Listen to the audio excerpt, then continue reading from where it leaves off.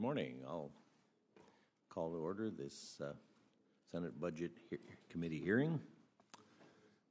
Good morning and welcome to the Senate Budget Committee's hearing on the President's budget proposal for fiscal year 2019. This budget submission comes to us on the heels of a very busy first year for President Trump. I'm proud of all the hard work and leadership that went into passing the Tax Cuts and Jobs Act, a historic pro-growth tax bill that's already bringing investments back to America and boosting take-home pay for workers. With the President's new budget submission, I'm interested in learning how the administration proposes to build on this momentum and further strengthen our economy. One of my greatest concerns as the United States Senator is our country's national debt, a figure that's now eclipsed $20 trillion. To secure our economy long-term for future generations, we must tackle this growing problem. While lowering taxes is proving to bolster our economy, which will bring in new revenue, we must more closely examine the spending priorities and habits of the federal government. We have a spending problem in America, and so I look forward to hearing from our witness, which ways the administration believes we can use taxpayer dollars more efficiently. Today we have the opportunity to hear from Office of Management and Budget Director Mick Mulvaney. Director Mulvaney, thank you for coming this morning to discuss the President's fiscal year 2019 budget request. We look forward to your testimony and the opportunity to discuss possible solutions to the nation's budgetary woes. I also want to congratulate you on the documents. I only brought two of them that came yesterday, the two lightest ones. I want to congratulate you on how concise they are, how explicit they are, and the difficulty that you went to not only explain the budget, but also to very specifically point out the major savings and reforms that are being suggested. It's one of the clear presentations that I've seen, and I've seen a lot of them. The submission of the President's annual budget proposal marks an important first step in what should be an orderly budget process. Over the years, however, under successive Congresses and administrations, this process has broken down, leaving behind a confusing, illogical, wasteful maze of legislation and ad hoc governing. A perfect example of which was on display last week with the latest budget-busting spending deal. Instead of funding the federal government week by week or month by month, we must address the structural deficiencies of our budget process, returning to a system that actually works. Serving on the Budget Committee for 15 years, I've tried to work to solve our fiscal problems. In 2016, I devoted much of the year to working on bipartisan ideas to fix America's broken budget process. We were able to get a conversation started through hearings and meetings with experts, 13 of them. While we made some good progress at the committee level, for a variety of reasons, we did not succeed in advancing the kind of reforms we need. I'm hopeful that, learning from our recent experience with continuing resolutions and caps deals, the time to really reform the budget process is now. To be successful, we have to have bipartisan support, which is why I'm again extending my hand to the other side of the aisle, looking for willing partners to join me. I hope this renewed call for budget reform receives support from my colleagues in the Senate and even from Director Mulvaney this morning. I welcome all my colleagues' ideas on budget process reform, even on budget, and on the programmatic proposals in the President's budget. While these issues often divide, I believe we can find common ground and make progress. This is the way the legislative process is supposed to work. With the way to approach the task ahead for us is to focus on what I call the 80% rule, focusing on the 80% of issues that we have general agreement, rather than the 20% that not only lack consensus, but we've been fighting over for years. That way we aren't sidetracked and can achieve real results. That's the way that Ted Kennedy and this former shoe salesman from Wyoming were able to get things done on the Health, Education, Labor, and Pension Committee in years past. The American people are counting on us to work together to fix the nation's fiscal mess. We must start now because one thing is clear: ignoring the tough problems today will not make them disappear, and the longer they persist, the more difficult they will be to fix. Every year we spend $4 trillion. I don't think anybody really knows how much that is, but it's a lot of money, and we try to spend that amount, make the decisions on spending that amount every year. We really don't make changes. We just increase for inflation and what I call the panic factor. Well, that's not quite true. We do make changes. We add new programs, but we do it without eliminating or even consolidating existing programs or even updating the old programs. The spending deal has a provision for fixing the broken budget process. The budget is supposed to be our roadmap to the future. We talk about the need for infrastructure. Budget's one of those infrastructures that we better be working on if we're going to have a better budget process. It's a tough road ahead, but I'm confident that we can find success together. Senator Sanders. Mr. Chairman, thanks very much for holding this hearing, and Director Mulvaney, thanks very much for being with us this morning. I don't have to tell anybody that in America today there is a lot of political demoralization. Congress is held at one of the lowest today favorable levels at any time in history. The vast majority of the people think we do a terrible job. President Trump's favorable ratings are the lowest, I believe, for any president who has served the length of time that he has served. So people look at Washington and they don't see much that they feel very good about. And I think there are a couple of reasons for that, which this budget really demonstrates. Number one, there are politicians who run for office and they say one thing.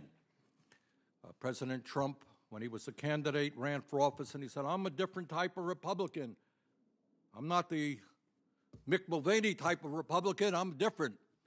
I'm going to stand with working families. We're going to take on the establishment, and so forth and so on. Well, it turns out he did exactly the opposite, and this budget is a clear manifestation of him doing exactly the opposite. And second of all, I think what the American people understand is their one vote, their one voice matters relatively little in a Congress which is dominated by big money, wealthy campaign contributors. The Koch brothers are going to spend some $400 million in the coming campaign. And you know what? This budget is the budget of the Koch brothers. It is the budget of the billionaire class, and the American people understand it. This is a budget which will make it harder for our children to get a decent education, harder for working families to get the health care they desperately need, harder to protect the air that we breathe and the water we drink, and harder for the elderly to live out their retirement years with dignity and respect. This is not a budget, as candidate Donald Trump talked about, that takes on the political establishment. This is a budget of the political establishment. This is the Robin Hood principle in reverse. It is a budget that takes from the poor and gives to the very wealthy. During the campaign, as we'll all recall, Donald Trump told us that, quote, the rich will not be gaining at all, end quote, under his tax reform plan. Rich will not be gaining at all. But as president, the tax reform legislation Trump signed into law a few weeks ago provides 83% of the benefits to the top 1%, raises taxes on millions of middle-class families, and drives up the deficit by $1.7 trillion by the end of the decade. And if you were wondering how President Trump plans to pay for his massive tax cuts to millionaires, billionaires, and large corporations, this budget answers that question for you by breaking his campaign pledge not to cut Medicare, Medicaid, and Social Security.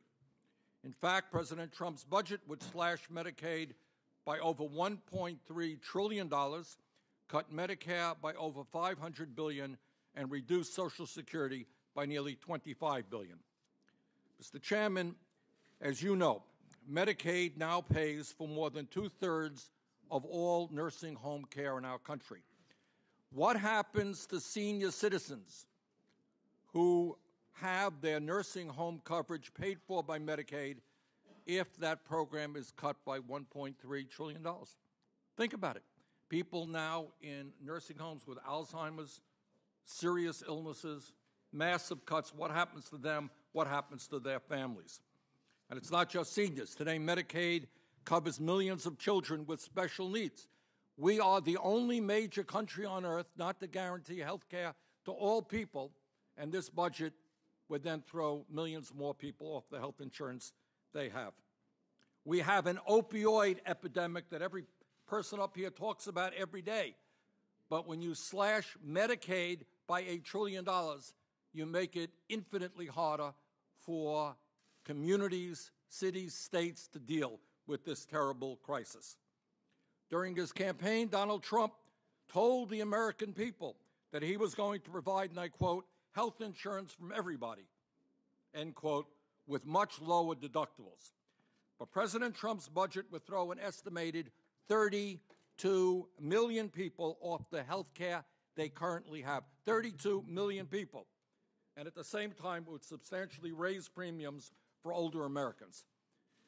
Mr. Chairman, what this budget is about is a massive transfer of wealth from working families, the elderly, the children, the sick, and the poor, and the most vulnerable people in our country to the top 1% and large corporations. As a candidate, Trump said that he understood the pain that working families across the country were feeling. Well, Mr. President, you are not responding to that pain when you propose a budget that would throw over 1 million children off after-school programs. You're not a champion of working families. You're not responding to pain when your budget would kick 500,000 families out of their homes by gutting affordable housing. We have a massive crisis in affordable housing from coast to coast. This budget would make it much, much worse. You don't help working families, Mr. President or Mr. Mulvaney, by throwing more than 100,000 children off of Head Start. We need to move to universal pre-K.